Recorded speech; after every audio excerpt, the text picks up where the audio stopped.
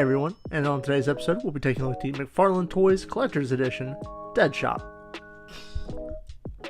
Here we have Deadshot out of package, and let's go ahead and get the elephant out of the room. First here, you see that I have attempted to do some panel lining on him. This figure has a really nice sculpt on it, however, you see the lines aren't what they should be.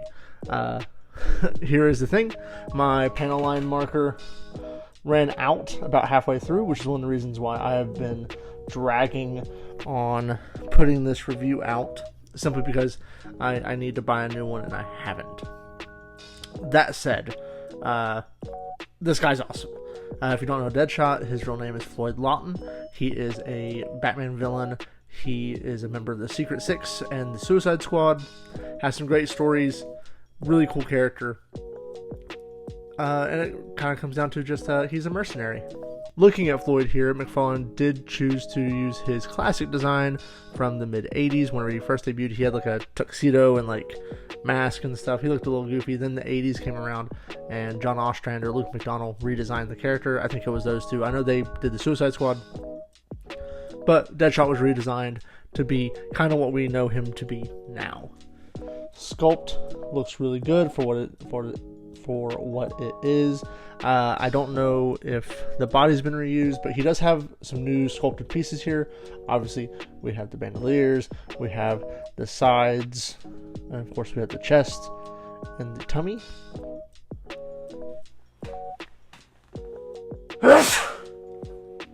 I believe them to be new. Once again, I've mentioned this last time I did a McFarlane review. I don't collect enough McFarlanes to really know the bodies too well, but Deadshot is one of my favorite characters, so I figured if we're going to go in for a penny, we're going to go in for a pound, and we're going to get this guy. Deadshot is part of McFarlane's Collector Edition line, which means he is retail at $29.99, which is, depending on where you're shopping, is either $10 more expensive than some McFarlanes or about $5 more expensive. I've seen them at both. Of course, McFarlane is a line that they hit clearance a lot, so it might be $15 more expensive than what you're used to from McFarlane. However, because he is part of this deluxe line, he does come with a few more things than your standard McFarlane figure. Let's go ahead and get the stupid ones out of the way. Here we have his card. I believe that is Luke McDonnell art right there. And he has his classified information there. Neat, but not something I want to hold on to. He does come with the McFarlane foot stand. And then he has accessories. What accessories does old Floyd come with? He comes with a set of gripping hands. And yes, you can put guns in there. He comes with, he has his fists. And then he has some pointing hands.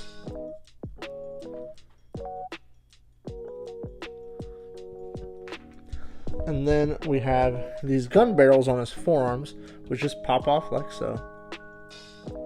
Put that back on there. Oh, there it is. Set him down. And we have them vanilla. We have them shooting bullets. And then we have flamethrower attachments. And all those just kind of peg on his forearms. You can see the peg hole there. And so that is accessories for Deadshot. Deadshot is a pretty large, well, I say a large figure. I say he's probably about normal size for McFarlane's. Let's go ahead and put him next to a couple of them. Here we have the 2-pack Booster Gold, who is thinner. Come on, can you? I forget how much I enjoy this Booster Gold. There we go. I forget how much I like this Booster Gold.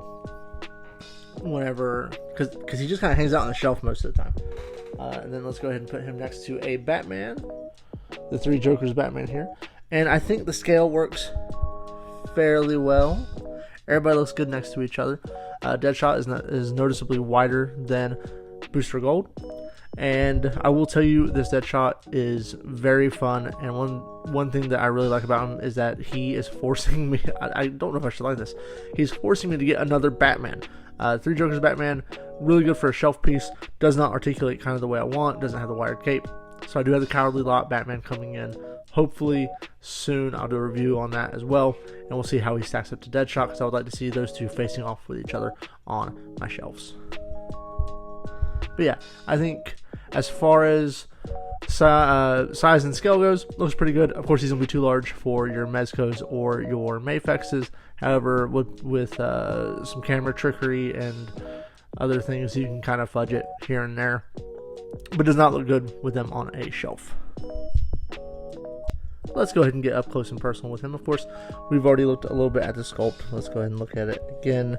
One of my buddies said that McFarlane's used this buck on a few different figures. I don't collect them too much, but I'm liking what I'm seeing. It looks good. It cuts a great silhouette. Easy to photograph, and he does have his little ammunition pods right here dangling off. There's enough new on him to be really cool if it is a body that's reused. But let's go ahead and get into articulation. So let's start with the head here. Not much up, a little bit down. Got some side to side there,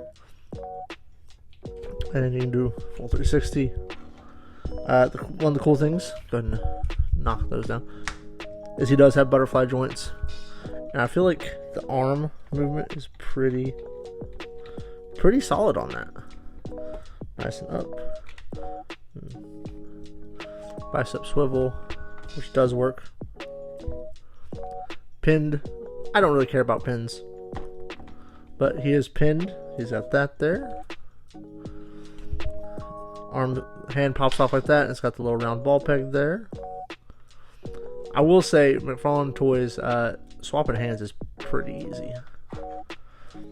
As far as his waist, he can go back pretty far, not so much forward, side to side. He does have this articulation setup. Granted, I feel like not many Western companies can get this down very well, but I would like to see Hasbro implement more waist rockers into their figures too, because I do like it.